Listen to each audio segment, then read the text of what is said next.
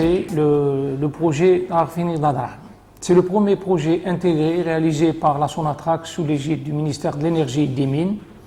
Son intérêt, c'est de valoriser les réserves d'hydrocarbures découvertes au début des années 80, assurer la sécurité d'approvisionnement des 4 wilayas, c'est-à-dire Béchar, Adrar, Tindouf et Tamanrasset, en produits énergétiques qui sont actuellement alimentés à partir de la raffinerie d'Arzeu, la raffinerie de Hassim et Saoud, et la création de nombreux emplois directs et indirects et un développement socio-économique de la région.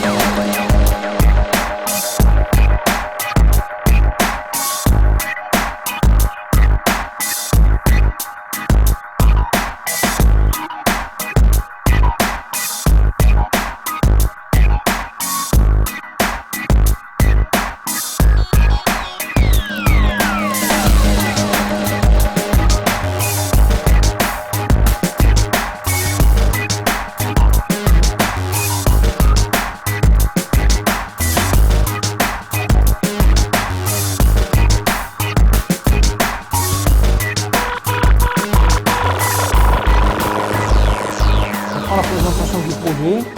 C'est un projet qui est composé de 3 volets. Donc le volet amont pour le développement et des gisements, le volet raffinage donc avec une raffinerie de pétrole, plus le volet distribution avec une société de distribution. La raffinerie est composée essentiellement des unités process suivantes, c'est-à-dire distillation atmosphérique d'une capacité de 600 000 tonnes de traitement brut, un gaz plant, c'est-à-dire une unité de séparation des GPL, un réforming catalytique pour les essences, plus une première unité dans le domaine du raffinage en Algérie, le cracking catalytique. En plus de ces unités process, il y a toutes les utilités nécessaires pour le fonctionnement de cette raffinerie. C'est-à-dire, nous sommes autonomes en production d'électricité. Nous avons une centrale de 18 MW avec 3 turbos alternateurs, 2 en fonctionnement, 1 en stand-by, plus un traitement des eaux, des chaudières, une unité de production d'azote. Cette raffinerie produit tous les carburants nécessaires à ces régions-là, à savoir du propane, du butane, des essences normales et super, du jet aviation plus du gasoil.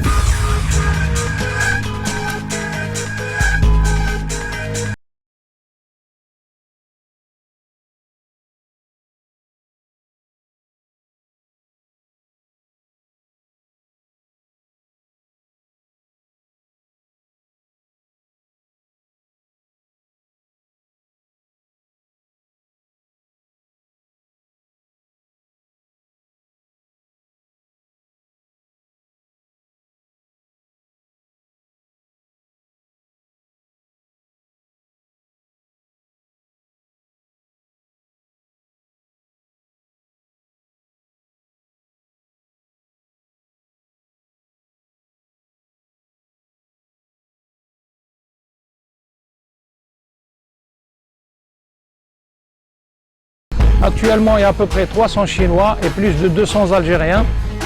Vous avez actuellement plus de 250 personnes recrutées au niveau local et formées à l'IAP d'Arzeu et de Skikda, plus des administratifs recrutés localement. Et ce nombre va s'accroître dans le futur. Ceci, c'est pour le développement de la région. Ça, c'est les emplois directs. Plus les emplois indirects, c'est toutes les retombées, c'est-à-dire que nous allons assurer une société de gestion de la restauration par une société locale, plus des sociétés de transport du personnel, plus des sociétés de nettoyage. Donc tout ça fera des créations d'emplois indirects au niveau de la région. Maintenant, côté environnement. Donc le côté environnement n'a pas été oublié. Au contraire, la raffinerie dispose d'une unité de traitement des eaux très complète pour traiter l'eau aux normes et standards algériens. Plus, n'ayant pas de réseau d'évacuation de cette région, nous avons disons, nous avons construit un bassin d'évaporation au nord de la raffinerie à 4 km pour permettre à cette eau de s'évaporer normalement dans les normes internationales. Et actuellement, une étude, un suivi au niveau local pour voir la possibilité d'utiliser cette eau pour l'irrigation. Parce qu'il y a vraiment de grandes quantités d'eau.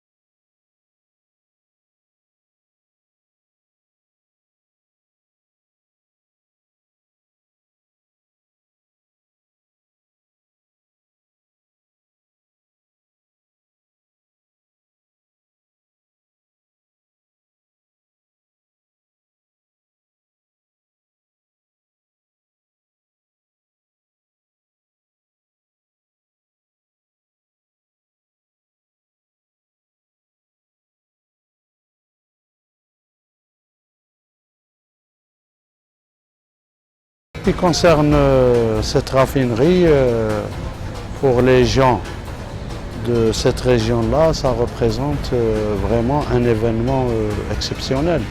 C'est un phénomène extraordinaire. À un certain moment, les années 80, on nous disait que la région du Grand Sud et particulièrement la région du Touat était vouée à un avenir purement agricole. On n'avait pas le droit d'avoir notre part en matière d'industrie. Et tout d'un coup, on se retrouve donc avec l'une des plus grandes raffineries d'Algérie. C'est phénoménal. Et puis, les gens sont vraiment... Au début, c'était la curiosité. Qu'est-ce que c'est qu'une raffinerie? Qu'est-ce que ça va donner? Qu'est-ce que ça va produire? Maintenant, c'est la pleine activité. Les gens commencent à travailler avec ces gens-là. Il y a maintenant des jeunes qui sont recrutés, donc ça a créé de l'emploi. Il y a même des jeunes ingénieurs qui ont été formés par cette société. Donc il y a beaucoup de jeunes qui ont bénéficié d'un emploi. De plus, beaucoup de gens travaillent avec cette société. Il y a des gens qui louent leurs voitures, il y a des gens qui louent leurs appartements. Le transport maintenant du carburant, donc c'est la petite révolution au niveau de cette région-là.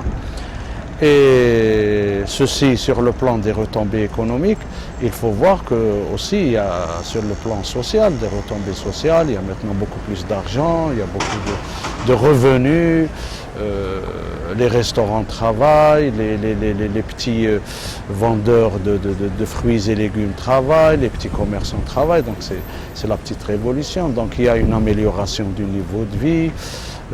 Beaucoup de gens maintenant commencent à reconstruire leurs maisons qui étaient des vieilles bâtisses en toube et qui sont en train de refaire maintenant des logements modernes avec du béton, etc., le confort exigé par la vie d'un jeune moderne. Et donc il y a toute une série de retombées, tant sur le plan économique que sur le plan social, même sur le plan culturel. Sur le plan culturel, on s'intéresse donc à ces gens-là qui sont des Chinois. Il y a des Chinois maintenant qui travaillent dans cette société et qui viennent faire la prière avec les gens le vendredi.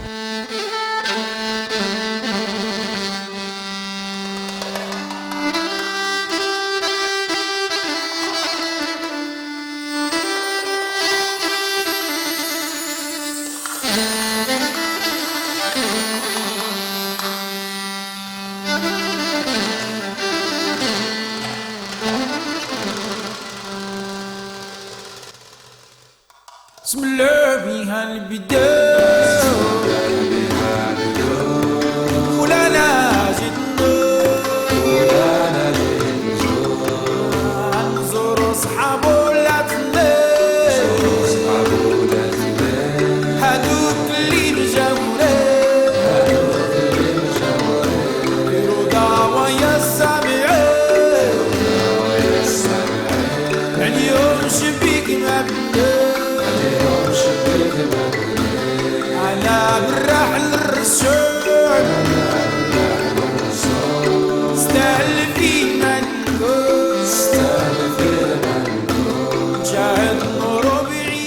gens de la région, il faut le dire que actuellement, ils sont en train de voir il faut voir la commune aussi de Sba qui est totalement bouleversée par cette raffinerie, etc.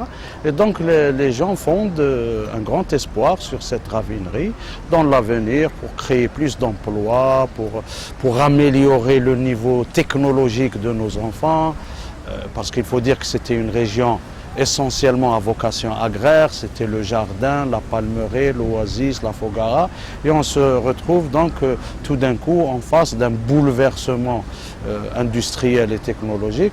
Donc il y a beaucoup de choses qui, nous espérons, vont aider, vont contribuer au développement de cette région. Nous avons aussi des traditions commerciales avec les pays africains. C'était pendant des siècles et des siècles, c'était la prospérité du commerce caravanier. Et même jusqu'à présent, c'est le commerce du troc avec le Mali, le Niger, toute cette région du Sahel. Et donc nous espérons également que cette raffinerie pourra participer au relancement, si vous voulez, de cette activité commerciale frontalière. Pourquoi pas un de ces jours, d'autant plus que beaucoup de gens maintenant investissent dans le transport du carburant. Il y a beaucoup de gens maintenant qui investissent dans ce domaine. C'est une activité qui devient de plus en plus florissante. Pourquoi maintenant en ramener de l'essence, du carburant, des huiles d'Arze, de Hassim Saoud, de Béchar, etc. Maintenant, c'est nous qui fournissons ces produits-là à d'autres wilayats. Donc pourquoi ne pas, par exemple, à l'avenir, étendre cette activité commerciale vers les pays limitrophes et qui contribuera non seulement à redynamiser cette activité commerciale séculaire et également jouer un rôle également culturel, parce que c'est nos voisins, nous avons beaucoup de liens avec eux, nous avons beaucoup de chiours qui de chez nous sont partis propager la parole de Dieu, l'islam dans cette région-là. Donc ça contribuera également à resserrer ces liens culturels avec ces pays limitrophes.